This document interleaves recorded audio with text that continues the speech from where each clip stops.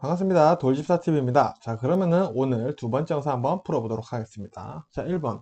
란돌트 고리시표의 색상으로 옳은 것은, 자, 이거는 외운 수밖에 없으세요. 정답은 3번이고요. 란돌트 고리시표는 흰색 바탕에 검정색으로 되어 있다 라고 선택해 주시면 되고요.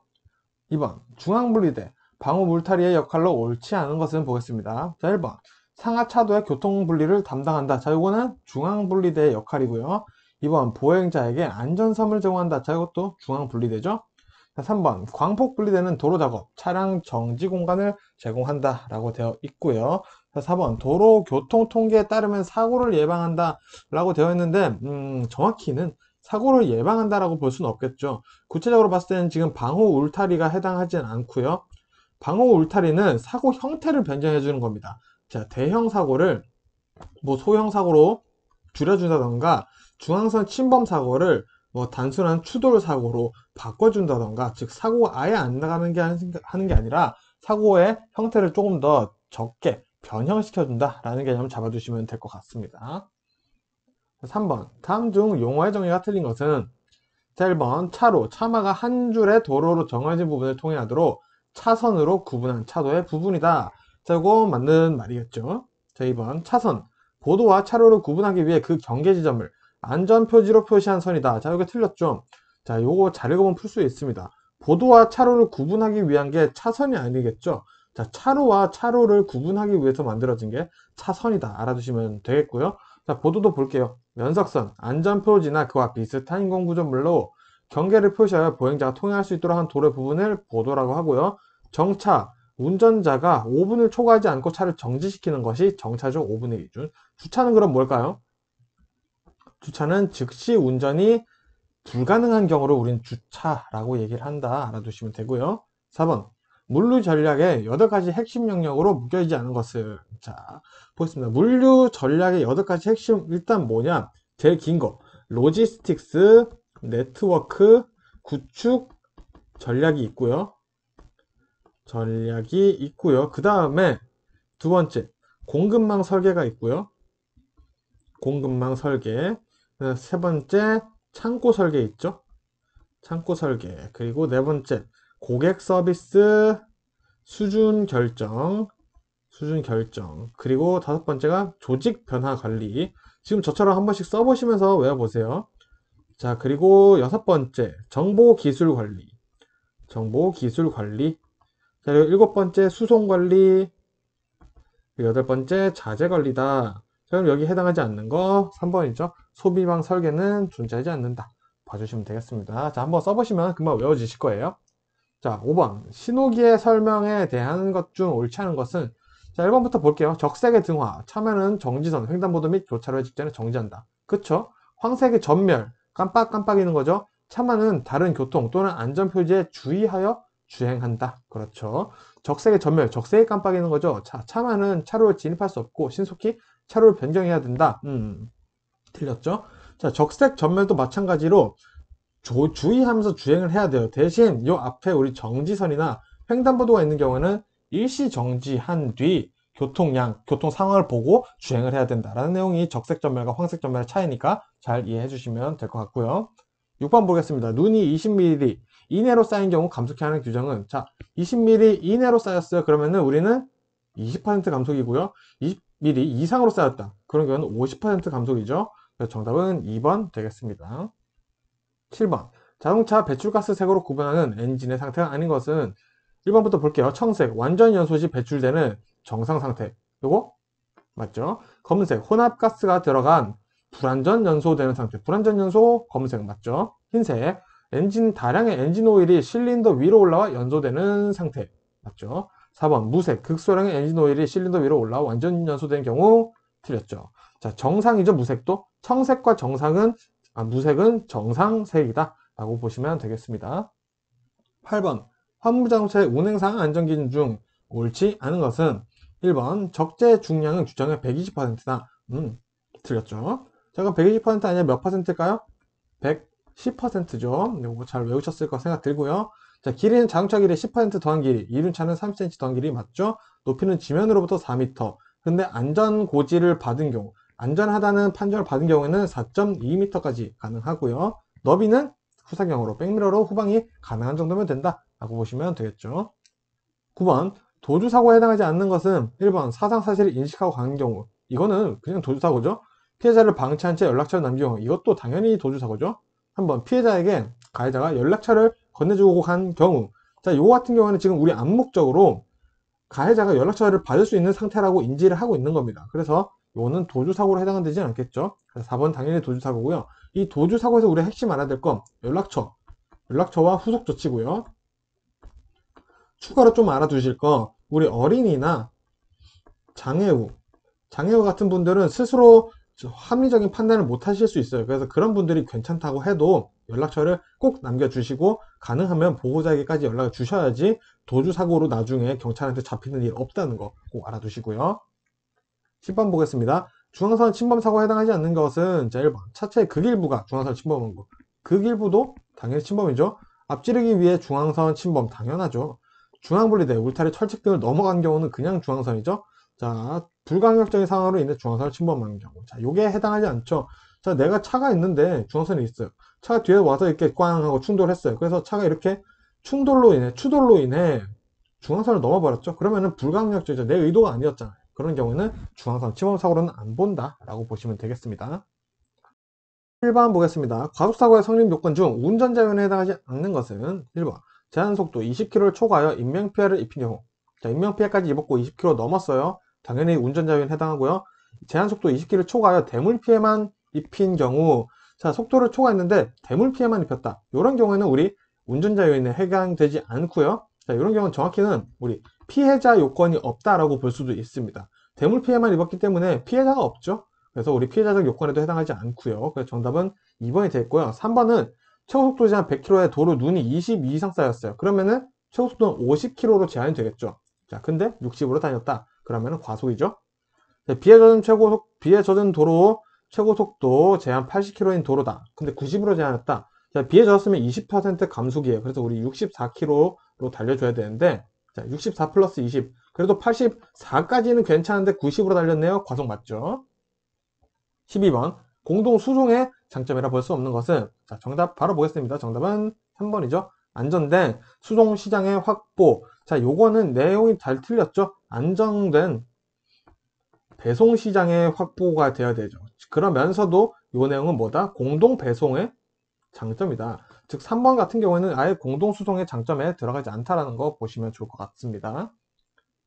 13번. 화물자동차의 유형별 기준 중 옳지 않은 것은 1번 덤프형, 적재함을 기울여 중량에 미끄러뜨리는 구조. 이거 맞죠? 2번 배형, 지붕 구조에 덮개가 있는 화물 운송용인 구조. 자, 냉동차 이런 거 해당할 거고요. 맞죠?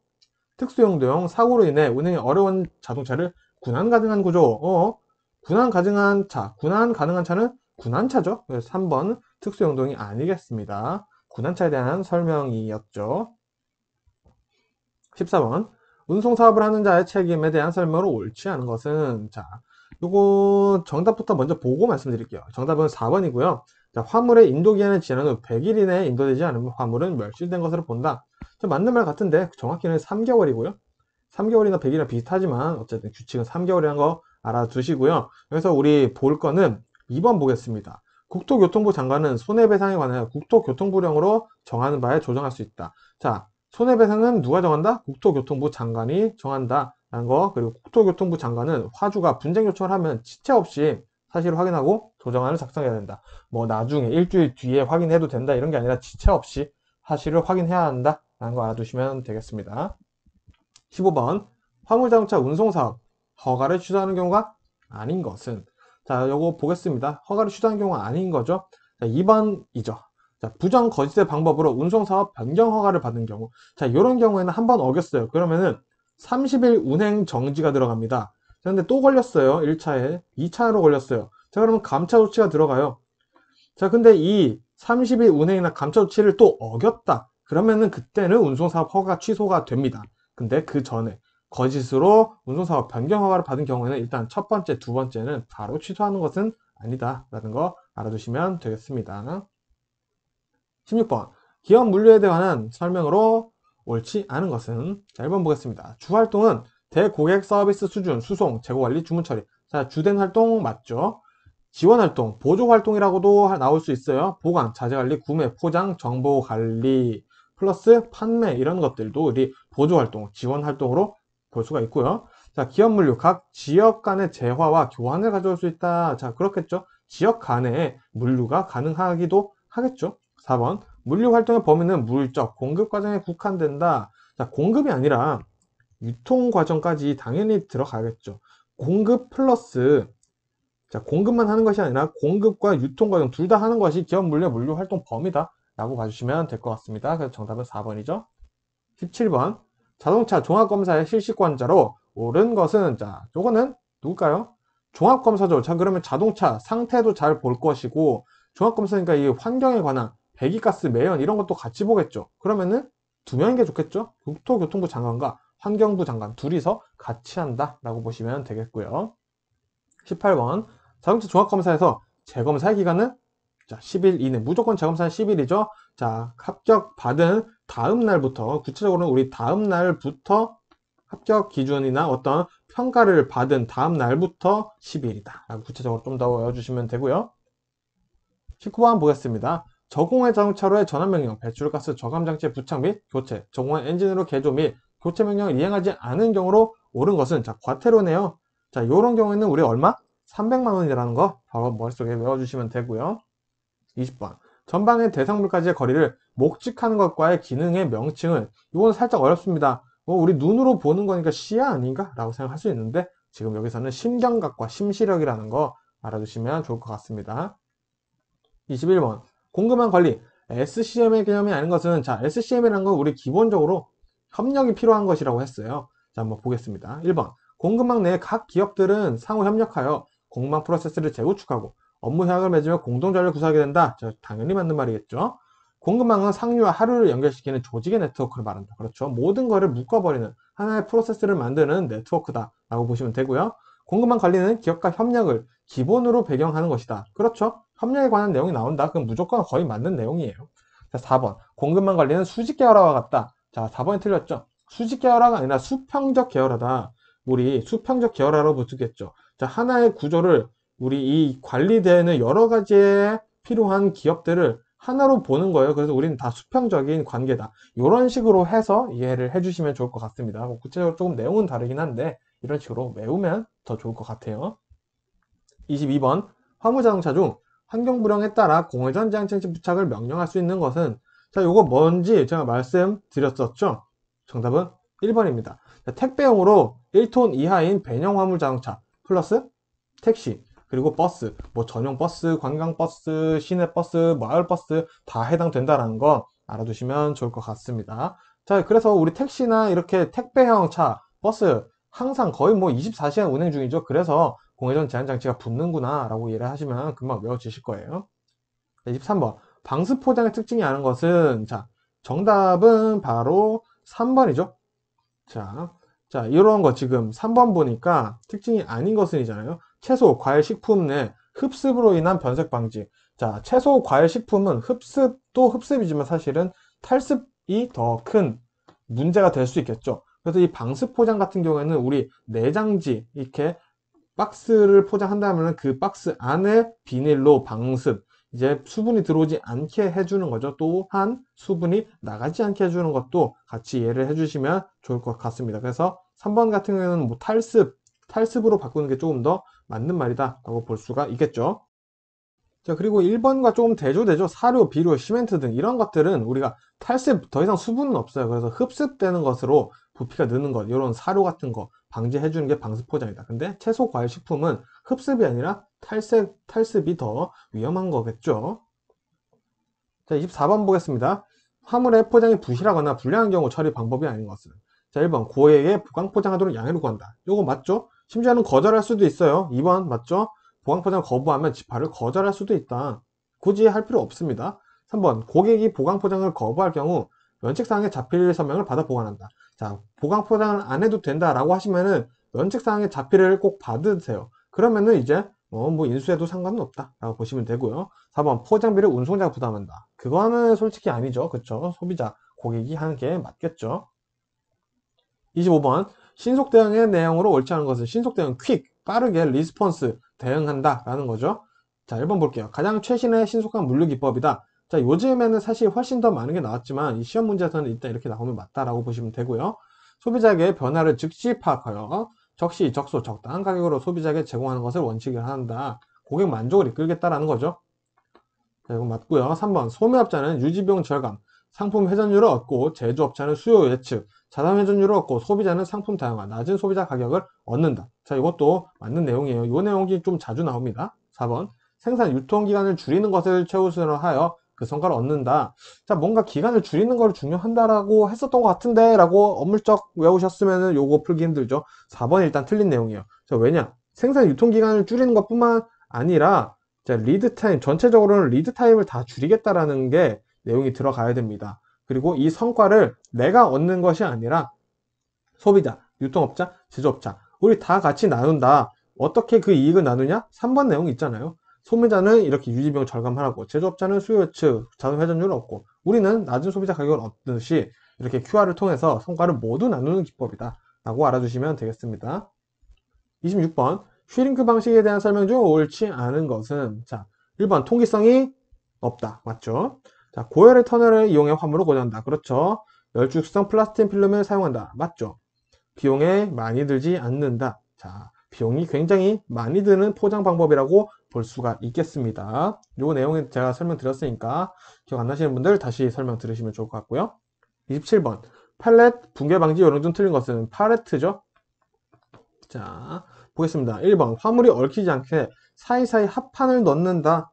자, 요거 같은 경우 우리 붕괴 방지 요령이 아니라 틈 메꾸기 방식이죠. 그래서 이것도 맞는 말이지만 우리는 지금 붕괴 방지 요령을 찾는 거기 때문에 이것은 아니다. 1번은 틈 메꾸기에 대한 내용이다. 자, 그러면은 나머지 붕괴 요령, 요 붕괴 방지 요령 한번 볼게요. 2번 화물 붕괴 방지를 위해 차량에 특수 장치를 설치한다. 자, 요 내용은 심심치 않게 나올 수 있습니다. 요 내용도 같이 외워주시고요. 3번 화물의 높이가 일정한 경우 화물을 누르는 장치를 설치할 수 있다. 자, 화물이 팔레트가 붕괴되지 않기 위해서 누르는 팔레트를 잡아주는 거죠. 이것도 마찬가지 특수 장치를 설치한 상황이라고 볼 수 있겠고요. 4번 팔렛 화물 치수에 맞춰 작은 칸으로 구분되는 장치를 설치한다. 이것도 마찬가지죠. 붕괴 방지를 위해서 차량에 특수 장치를 설치했다 라고 봐주시면 될 것 같습니다. 그래서 정답 1번이네요 28번 주연 어프 방식의 설명으로 옳지 않은 것은, 자, 요거는 정답 보고 설명드리겠습니다. 3번이죠. 팔렛과 화물 사이에 풀을 붙인다. 이건 뭐죠? 풀 붙이기 방식이죠. 풀 붙이기 방식이니까 나머지는 보겠습니다. 자, 팔렛의 가장자리를 높게 하여 안쪽으로 화물이 기울게 한다. 자, 그럼 무게중심이 가운데 되니까 안정적이겠죠? 부대 화물에 효과적일 거고요. 화물이 갈라지는 것을 마찬가지 안쪽으로 기울게 하면은 방지가 되겠죠. 주연 어프 방식 기억나셨을 거라고 생각하고요. 29번 보겠습니다. 화주기업이 물류비 절감, 고객 서비스 향상 등 물류 활동이 효율화를 하기 위해서 공급망의 기능 전체나 일부를 아웃소싱하는 거, 이거 보기 안 보고도 바로 떠올려 주셔야 돼요. 바로 3PL이죠. 3PL 뭐다? 제3자 물류업이다 라고 바로 떠올려 주시면 될 것 같습니다. 자, 30번 보겠습니다. 고속도로 운행 제한 차량이 아닌 것은, 자, 이거 애매하죠? 1번부터 볼게요. 차량 총 중량이 30톤을 초과. 맞나요? 자, 틀렸죠? 30톤이 아니고 그럼 뭐다? 40톤 초과죠? 자, 그래서 40톤 초과다. 이거 외워주시면 되고요. 축하중은 그러면 10톤 맞죠? 적재물을 포함한 차량의 길이 16.7m 초과 맞죠? 적재물을 포함한 차량의 폭이 2.5m 초과 맞죠? 이렇게 해서 마무리해서 자, 다 다듬고 시험 보러 가셨으면 좋겠고요. 네, 이렇게 해서 일단은 뭐 기출문제는 다 살펴봤고요. 지금 나오시는 내용들, 이 나오는 내용들 제가 올린 내용들은 핵심 중에 핵심이지만 또 추가로 공부를 하시는 게 더 합격률이 좋습니다. 그래서 제가 올려둔 다른 영상들도 꼭 같이 보셨으면 좋겠고요. 저는 여기서 또 인사드리고 다음 영상으로 인사드리도록 하겠습니다. 고생 많으셨습니다. 합격을 응원합니다.